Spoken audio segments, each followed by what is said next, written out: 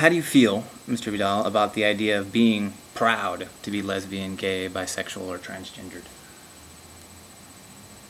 Well, it sounds to me as dumb as being proud of being heterosexual. Okay. I think I have an idea where you're getting at with that. Can you expand a little bit, maybe? I don't think it takes much expansion to figure that one out. Okay.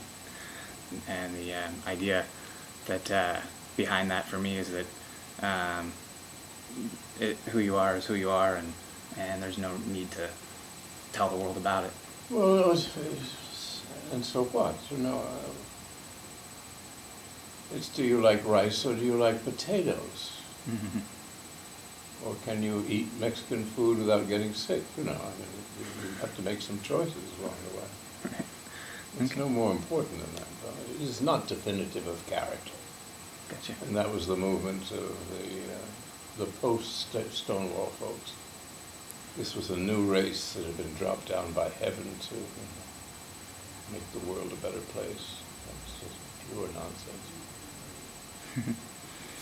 Okay, and along the same lines, have you noticed a change among the younger generation that doesn't put as much importance or emphasis on one's sexual orientation? I don't know any. You don't know? No. Okay.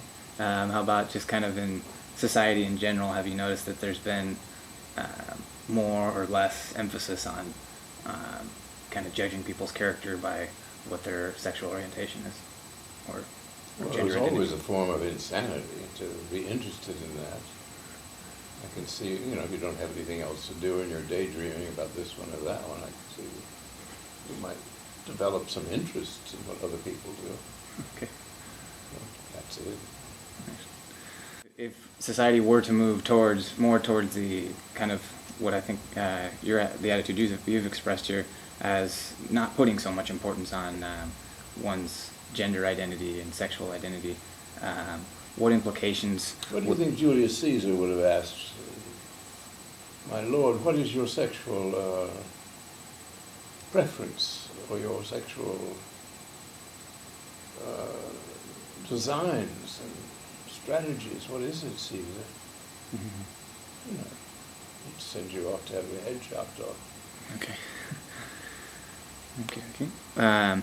And since it's not really like that today, how it was with during the time of Julius Caesar. Well, it's healthier then. Yeah. All this nonsense about it's evil, that all has to do with monotheism, which was the greatest disaster ever to befall the human race. I can only tell you that the upper classes have a different view of sex from the middle class. How does that differ? The middle class sweats about it, Yeah. tremble, worry, Mm-hmm. because they can be crushed any day of the week, and we can't. I think what you should do is study the class system in the United States to try and understand why people are what they are.